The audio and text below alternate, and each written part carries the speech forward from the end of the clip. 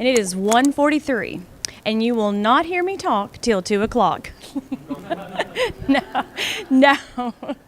No, I actually was hoping that everyone would take extra time, but anybody have any questions for Shannon here? Come on. He had it great. My name is Stephanie Miller. I teach at Knott Central High School. I work in the special education department, particularly in the English department. And when our principal kind of came around and poked and prodded and said, you all need to volunteer for this, you all need to write a grant, I have to say I wasn't on the bandwagon because my plate is full. And so when those presenters were up here a while ago and I thought, oh no, their plates are full. There is a lot of work that goes with a grant, and I was not willing to jump on board, but he kind of encouraged. But I quickly knew what I wanted to write a grant for, and that would be for alternate types of seating for classrooms. There are a lot of benefits, and the first one I think that everyone would jump on and say, is that we are teaching a group of children who are fast-paced. The world is at their hands. They are used to technology, and we're asking them to sit in a plain seat. And I kind of looked at the research of it. The first desk in classrooms was in 1880. And 1970 is the year that they would put on the typical desk, which fills most of the classrooms at Knott Central. Like, to the T, the picture looks like the one that sits in our classrooms.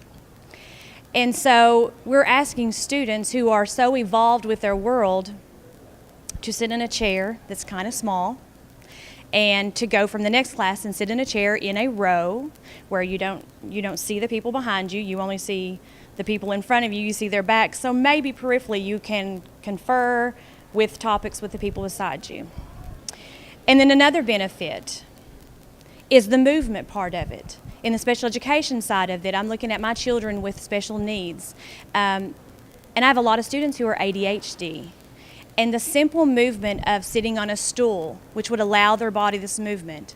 And I don't know anyone who has someone who has ADHD in their family, that alone would allow them moments of focus that they would not have in a seat that just has them sitting there. Just the fact they're on a stool. And then if you take into account a beanbag chair or a lounge, or if they were able to sit there and then they moved to the next section, how much that would add to their day if that's the type of seating they had.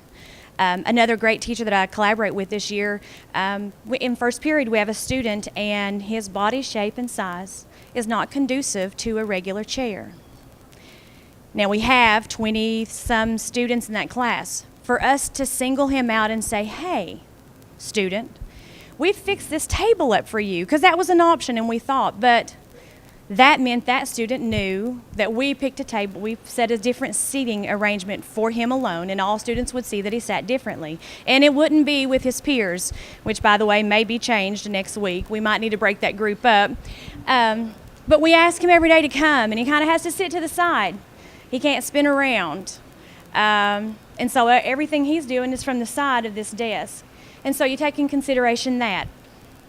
Another way, an idea that the students brought to mind that I hadn't considered was, with this movement, and we move around, we're burning calories. And so we need to fix the food in the cafeteria, because now we're burning calories we weren't burning in the classroom, so we can have better food.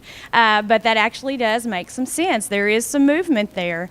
Now, having said all the great benefits of that, there was apprehension, and there still is apprehension as a teacher that I thought, can we successfully have English classes over and over and again in any other subject area if it's just kind of chaotic, if they come in and the entire room is in a way with futons and things. And I still will say that there is a little apprehension for me on a day-to-day basis.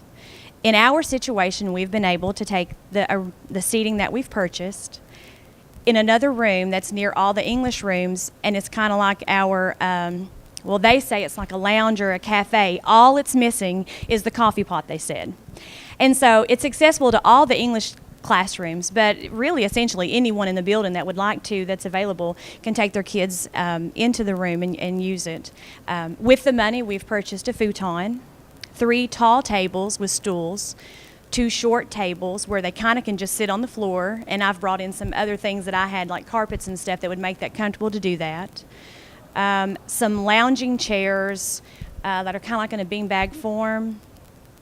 And the students that have come in so far and participated in this activity immediately came in, sat down, everybody ran to find their spots, and no one, and this was one of my apprehensions, no one has fought over any of the seating arrangements. I thought for sure we'd have a battle over, well, they always sit on the futon, or I don't get a chance at that. That's not been an issue so far. Will it be? Probably, but right now it has not. Student engagement, which is first and foremost at our PLCs, and what is documented when they come in and they observe us, are students engaged. In a classroom, most often if I stand back and I take a glance, I will typically see 3 to 4 students with their heads down.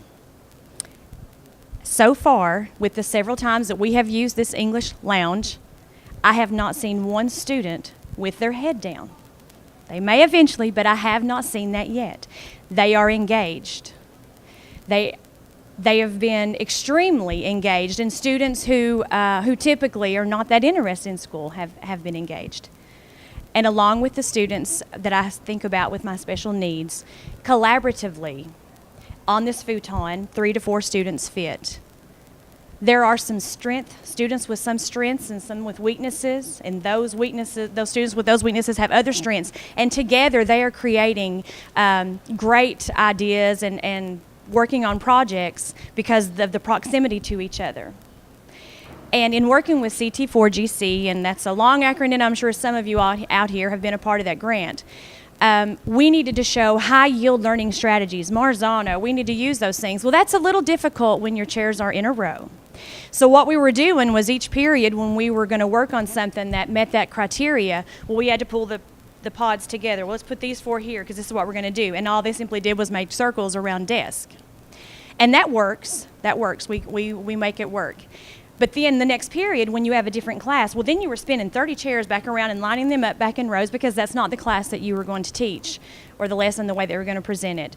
And so I just really feel like with all the apprehensions that I thought that I would have with it, that I have seen hashtag so many benefits is what I said, and I don't tweet, I'm not a Twitterer, I've never had an account, but I would put that on there, hashtag so many benefits that I've seen so far, and I look so forward to the rest of the year to just seeing how it plays itself out to add to the lesson and student engagement.